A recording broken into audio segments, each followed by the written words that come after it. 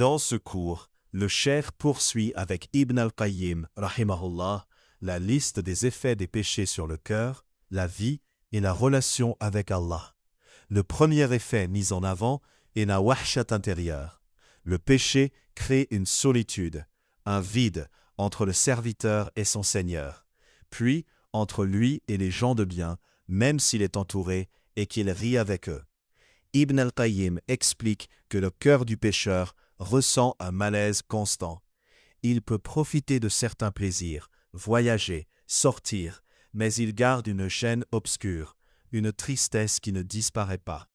Cette gêne ne s'apaise vraiment qu'avec la tauba et le retour à l'obéissance.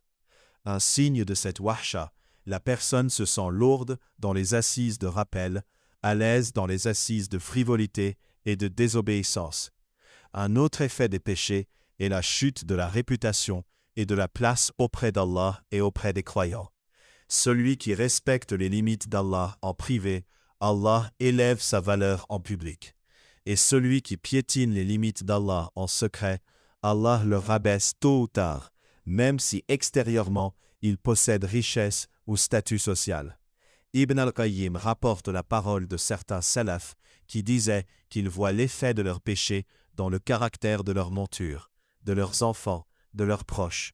Le sens est que la désobéissance perturbe l'équilibre de la vie. Des tensions, des blocages, des disputes apparaissent, et cela fait partie de la justice d'Allah envers son serviteur. Un point très important de ce cours est la privation de la science. La science utile est un nour dans le cœur. Le péché éteint ce nour ou le diminue fortement. Ibn al-Qayyim rappelle la plainte de l'imam al-Shafi'i, rahimahullah, auprès de son cheikh, Waqi'a, à propos de sa mémoire, et la réponse célèbre qu'il doit délaisser les ma'asi, car al-ilmu nur, wa nurullah la yu'ta li'asin. Le cheikh commente que beaucoup de talib ilm se plaignent de ne pas retenir, de ne pas comprendre, de ne pas être ferme.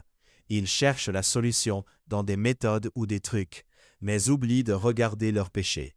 Regard, langue, argent, mauvais liens sur Internet, etc. Selon Ibn al-Qayyim, la plus grande cause de fermeture des portes du fahm est la désobéissance répétée.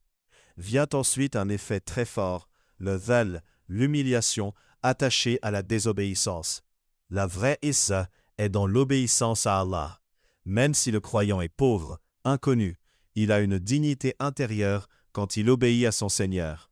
À l'inverse, le péché met une forme de honte dans le cœur, un sentiment secret de petitesse, même si la personne porte de beaux habits et occupe un poste élevé.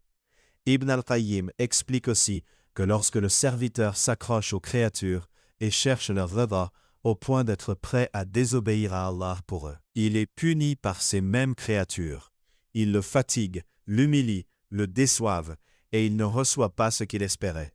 Mais s'il met sa confiance en Allah et garde une obéissance ferme, Allah suffit pour lui et lui donne une vraie considération dans les cœurs.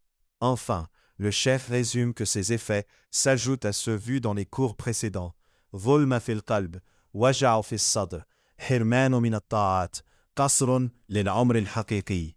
Mis ensemble, ils montrent que le péché n'est pas une simple erreur passagère, mais une chaîne de conséquences qui touche la foi, la science, la relation avec les autres et la dignité personnelle.